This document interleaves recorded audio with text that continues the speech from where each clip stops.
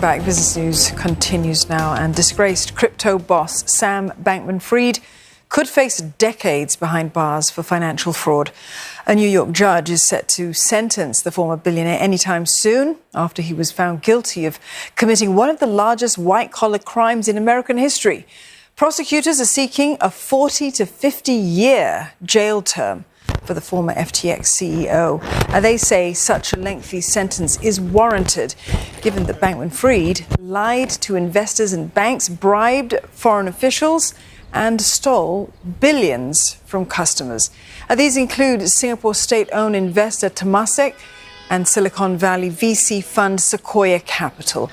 Last November, he was convicted of fraud and conspiracy by a jury that found he illegally used money from FTX depositors to cover his expenses. Bankman-Fried was found guilty on 7 counts of wire fraud and conspiracy to launder money. He's appealing his conviction. He's also expected to appeal the sentence that he receives today. And for the latest, Will Denslow joins us. He's live for us from New York. Will, what's the latest that you have for us, and what's next for Sam Bankman-Fried?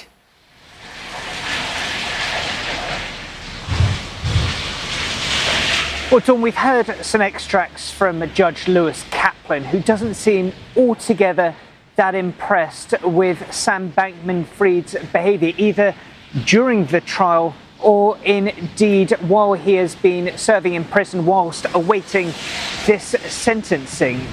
Judge Kaplan argues that Sam Bankman-Fried lied on several occasions during the trial. He was also denied the possibility of parole after being accused of witness tampering, so that has not sat at all well with the judge presiding.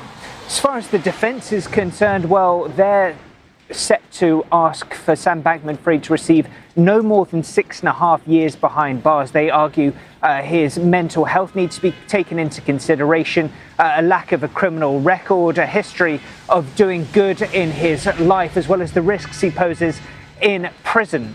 As far as the prosecution are concerned, well, as you rightly mentioned, they are asking for him to get up to 50 years behind bars, which is substantially less than the up to 110 years in prison he could potentially face as a maximum term. The prosecution have argued that Sam Bankman-Fried is a megalomaniac and is at risk of committing fraud in the future. We've also heard from one of the victims of Sam Bankman-Fried's fraud and the impact that FTX's collapse have had. One individual who lost over $2 million says he is living the FTX nightmare every day. Will, there is also a Singapore connection to this case. State investor Temasek is among more than a dozen banks and venture capitalists that invested in FTX. Tell us about the class action suit that they are facing, and how will today's sentencing affect that class action suit?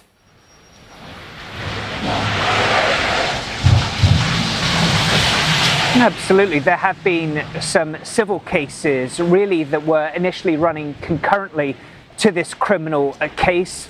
There have been requests in the past year or so to delay some of these civil proceedings to allow the criminal case to proceed, as they are so interwoven. And these include, as well as financial institutions like you mentioned, including Temasek, also include some high-profile celebrities. Essentially, the message from prosecutors is that some of these entities are accused of aiding and abetting FTX in this fraud of its customers.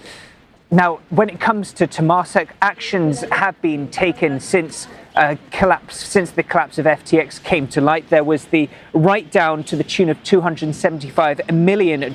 They cut compensation to the team involved in this business move. There was also a few statements saying that they were taking collective accountability, denying that there was any misconduct from the investment team.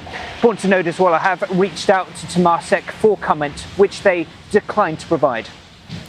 All right, Will, thank you very much for that update. CNA's Will Denslow there reporting live for us from New York.